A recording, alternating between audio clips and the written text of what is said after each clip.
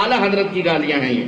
کہتے ہیں اسی کتاب میں لکھتے ہیں ایک جگہ، کہتے ہیں کہ کفر پارٹی وہابیہ کا بزرگ ابلیس لعین، خبیثو تم کافر ٹھہر چکے ہو، ابلیس کے مسخرے، دجال کے گدھے، ارے منافقو، وہابیہ کی پوچھ ذلیل عمارت قارون کی طرح تحت الثری پہنچ چکی ہے. نجدیت کے کوے سسکتے، وہابیت کے بوم بلکتے اور مذبوح گستاخ بھڑکتے. خالص الاعتقاد صفحہ 2 سے لے کر 20 تک.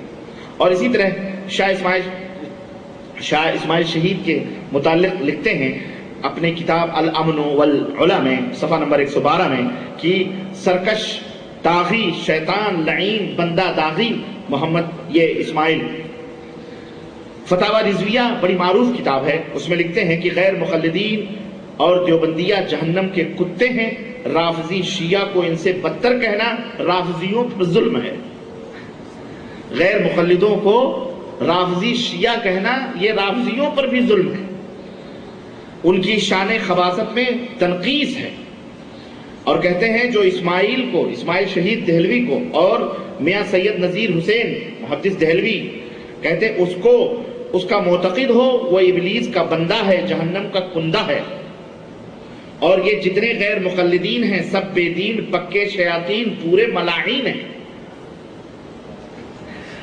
خیر، یہ ان کی زبان کے بارے میں عرض کر رہا تھا کہ اپنے مخالفین کے تعلق سے مجدد دین ملت میں تھے حاضرہ فاضل بریلوی، امام احمد رضا، امام اہل السنہ والجماعہ، امام الاحناف کہہ لیں. ہم اہل السنہ تو نہیں کہہ سکتے کیونکہ الحمدللہ اہل السنہ والحدیث ہم ہیں، لیکن ان کو ہم کہہ لیں امام الاحناف کہہ لیں. تو اور امام الاحناف میں بھی ان کو پورا امام نہیں کہا جا سکتا کیونکہ حنفیوں میں بھی کئی ٹکڑے ہو کر کے انہوں نے مختلف آپس میں خوب جوتیوں میں دال بانٹی ہے اور ایک دوسرے کو گالی گلوچ بکی ہے. بہرحال لیکن میں یہ کہہ رہا تھا کہ ان کو اس طرح سے غصہ آتا تھا کہ یہ زبان استعمال کرنے میں بڑے ہی بے دریغ اور بڑی عجیب و غریب زبان استعمال کرتے تھے. چنانچہ ان کے ایک معتقد ہیں وہ بھی یہ کہنے پر مجبور ہو گئے. ایک دفعہ کہتے ہیں کہ حضرت آپ مخالفین کے حق میں بہت سخت تند مزاج واقع ہوئے اور اس سلسلے میں شرعی احتیاط کو بھی ملحوظ نہیں رکھتے تھے. اعلیٰ حضرت شرعی احتیاط کو بھی ملحوظ نہیں رکھتے تھے.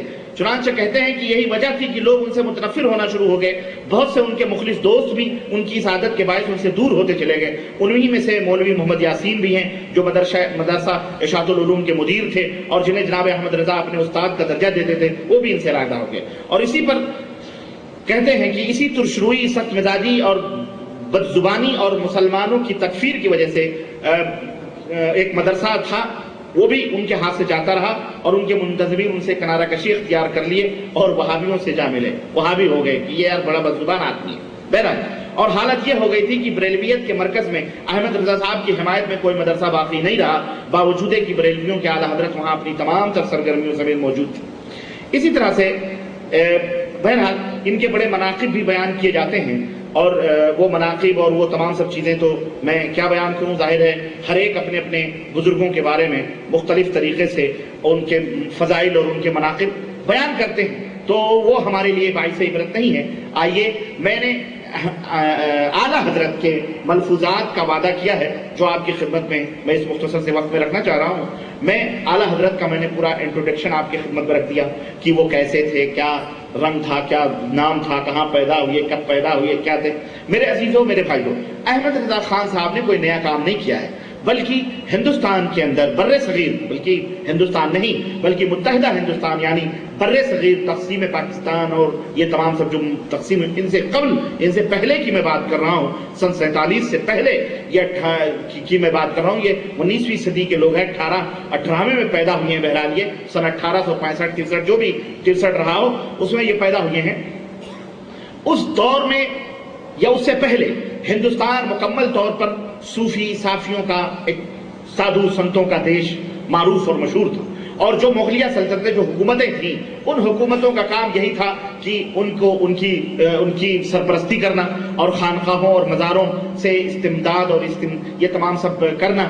تاکہ رام بھی خوش رحیم بھی خوش والا مسئلہ اپنی حکومت ان کو مطلوب تھی۔ چنانچہ آپ دیکھیں بر صغیر کے اندر اور بنگلہ دیش، ہندوستان، پاکستان، یہ تمام سب علاقوں میں آپ دیکھیں کہ کثرت کے ساتھ مزارات اور قبریں اور یہ تمام سب چیزیں، یہی انہی مغلیہ سلطنتوں حکومتوں کا یہ تھا۔ ان کی بیگمات، ان کی عورتیں، ان کی بیٹیاں سب مزاروں سے چمٹے ہوئے، اور یہ سلسلہ چلتا رہا، اور روافض اور شیعہ اپنا اپنا کام کرتے تھے۔ تو انہوں نے کوئی نیا کام تو نہیں کیا، بلکہ یہ کیا کہ انہی بدعات اور انہی شرکیات کو انہوں نے کیا کیا، سمیٹا، اور سمیٹ کر کے ایک نام دیا ان کو، ایک مذہب بنایا اور ایک دین بنایا، اور اسے قرآن و سنت سے مدلل کرنے کی کوشش کی، اور بیجا کوشش کی، جبکہ قرآن و سنت ابا کرتے ہیں، انکار کرتے ہیں۔ قرآن و سنت میں شرک کی یا بدعات کی، خرافات کی کوئی دعوت موجود ہرگز نہیں ہے۔ ہمارے نبی حضرت محمد رسول اللہ صلی اللہ علیہ وسلم تو اس لیے آئے تھے تاکہ وہ شرک اور خرافات کو مٹائیں، جاہلی رسم و رواج کو ختم کریں،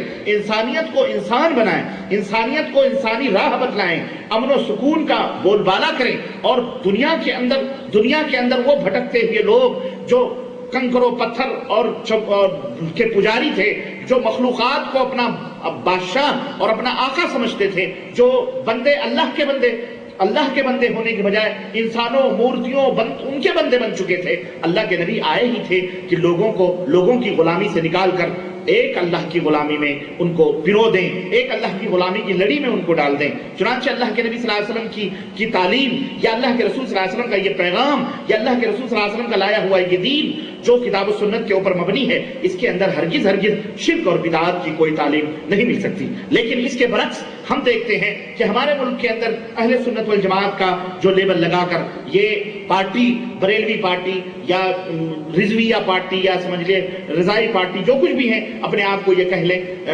احمد رضا خان صاحب کے ماننے والے، جس میں انہوں نے باقاعدہ یہ بات کہی ہے کہ یہ دین ہے، ہمارا ہے، اور اس کے اوپر لازم رہنا، پکڑنا اور اس سے الگ نہ ہونا، اور اپنے ماننے والوں کو باقاعدہ انہوں نے تنبیہ بھی کی ہے کہ اس دین سے ہٹ کر کوئی نیا دین، کوئی دوسرا دین نہ استعمال کرنا۔ چنانچہ اسی طرح ایک کتاب کے اندر امام احمد